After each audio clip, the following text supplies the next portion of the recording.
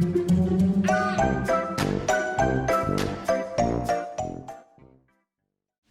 guys, Sandy here. Welcome back to my channel. Today I am playing with a few Brutus Monroe products.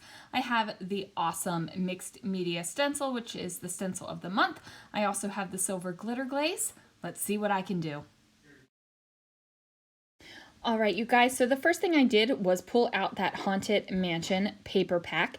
Now that paper pack is still available on the site, and of course I will have everything linked down below. I'm going to take my stencil, and it is a beautiful stencil as you can see. It's kind of a floral heart themed. I'm going to take some nice little purple tape right here. I am working on my mixed media mat.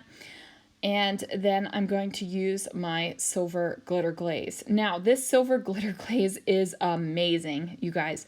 When it dries purely silver. Like, it is gorgeous. It doesn't have any of this creaminess that you can see while it is wet. So I'm currently using a metal palette knife for my glitter glazes, and I am definitely happy with how it is turning out. I was using a plastic one before. I bought a set of metal ones, and if they're still available, I will link those down below as well. But I'm really just enjoying using the metal one. So as you can see, I'm making sure I'm getting a nice smooth, just a smoothness of glitter glaze through my stencil. I'm going to go ahead and place that off to the side so that it can dry. Now I am wiping off my palette knife, and I just wiped that off with a paper towel. Now glitter glaze always sticks to your palette knives even if you wipe it off. I mean, I guess I could go wash it every time, but I'm not going to because I'm just that kind of lazy. I'm taking off the excess glitter glaze that got around the stencil on the outside because I really don't want that happening. So I have that down. Going to clean the little bit of a mess up a little bit and not really worry about it. So this mixed media mat that I'm working on is also available in the shop. I will link that down below. And you can do all kinds of mixed media on top of it, whether it is paint, watercolor, these glitter glazes, chroma glazes, you name it. Now I am thinking about pressing this stencil down, but you know what, you guys? I don't want to get up. So I'm just going to place it on a paper towel and wipe the wet glitter glaze off, and I will take it to the kitchen sink later. Now, truth be told, I was scrapbooking with some friends over Facebook Messenger, so you know, I really didn't want to get up. I wanted to spend the time with them and have fun doing scrappy things. So now I am looking for another paper in that pack, and I decided to go with this diamond print. It is a dark purple and black, and I'm going to go ahead and trim that mat down to 4.5 by 4.5. Because my photo has been trimmed down to 4 by 4. So Lana and I are in the Star Wars area in this photo, but I've trimmed out anything that would even give you any inkling of where we are, and I'm okay with that because I'm more excited about just having a photo of us together than I am about where we were. Now this will go in her Disney birthday album, but you know, I'm not worried about it. So I have these rainbow Slimline papers from that Slimline pack, and I'm using the black polka dot and also this purple polka dot.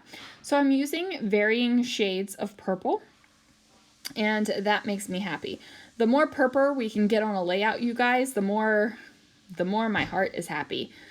I am pulling out another plastic palette knife, and this one kind of has a wide edge to it.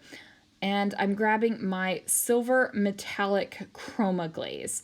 Now I'm putting these little pencil marks where the edges of the paper are, just to give me a little bit of an idea of where I'm going to put my chroma glaze, just so that it kind of explodes out from behind the photo and the papers that I'm making. So I'm just swiping this on here. I'm not really worried about the thickness or the palette knife strokes. I'm just not concerned about that at all. And then I'm going to get those down on there, and then that is going to dry as well. Now, while that is off to the side, I decided that I am going to figure out my letter stickers. So I have these kind of glittery letter stickers, and I'm pulling out the word fun. I have to take an M and trim it down to an N, which is fine. And then I'm going to go ahead and take my violet aqua pigment here, and I'm just applying it to the top of the letter, and I'm going to let it sit there. Now I do blot it off, and it blots off and goes a little bit too light. So I do put more on there, and I heat it with my heat tool. Now these are foam letters, so they do kind of shrink a little bit and kind of curve up just ever so slightly. But I think it adds to the character. However, if you're worried about that, then hold your heat tool farther away and don't spend the time that I do on it. Now, as you can really see the F as it curled a little bit as I was drying it.